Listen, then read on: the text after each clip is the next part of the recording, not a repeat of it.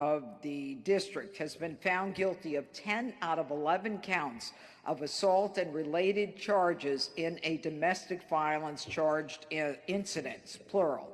3 counts of assault, 5 counts of contempt. Some of those counts include communications, I'm going to destroy you, I'll make sure our kids hate you. He required that his wife use burner phones as part of his effort to evade accountability. There are 2 counts of obstruction where the wife was commanded to leave the jurisdiction so that she not appear for a first trial that was scheduled in June of 2024. She was required to leave the jurisdiction along with her minor children, one of whom was considered a material witness in the crime. It ended up that she stay, as he dictated, with a friend of his from Kentucky.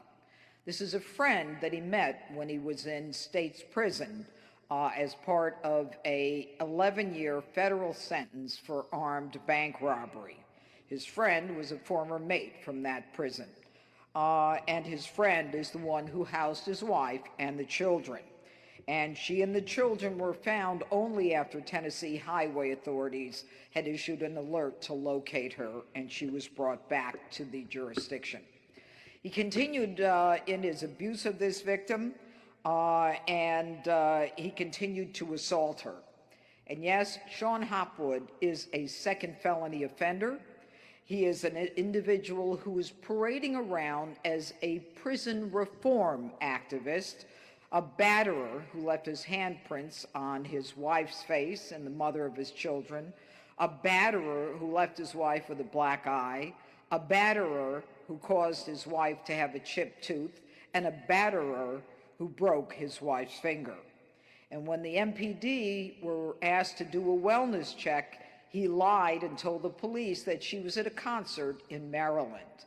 His children were required to tell the police the same thing. But, kudos to the MPD who insisted on checking things around the house and found his wife bruised and beaten in an almost catatonic state, hiding from her husband. Now, ironically, Hopwood is on the faculty of Georgetown Law School, where he teaches criminal law. And he was brought onto the faculty in a celebration of second chances. Mr. Sean Hopwood does not deserve any more chances. He will be sentenced on September 28th in Superior Court. Is it 20th? 18th? Yeah, he will be sentenced on September 18th in Superior Court. He faces a minimum of 5.5 years in prison. I'm wondering if you mentioned he was paraded around as a second chance. If you could touch more on that, and also if you could break down sort of the timeline of when he was arrested on the domestic violence charges. I believe he was arrested in, was it 23? September 2023. September 2023. And I believe that I don't have the indictment in front of me. It's the second time I don't have my indictment in front of me. What are the dates of the crimes? So one was from October 2nd, 2022. One simple assault was from April 28th, 2023. And the other 2 simple assault counts are from September 21st, 2023. Okay, and he was very much into the passage of the First Step Act, saw himself as a poster boy for that. But I think the most interesting part of this case, and I went into court to watch these 2 phenomenal prosecutors, and I wanted them to stand in front of you, try this case, was he, throughout the course of the trial, whenever he testified, he referred to his wife as a drunk and a liar. And that is something that police and people involved in domestic violence hear over and over. You know, it is the claim by an abuser who wants so much to quiet and silence his victim by saying that they're neurotic or that they have mental health issues or that they're drunk.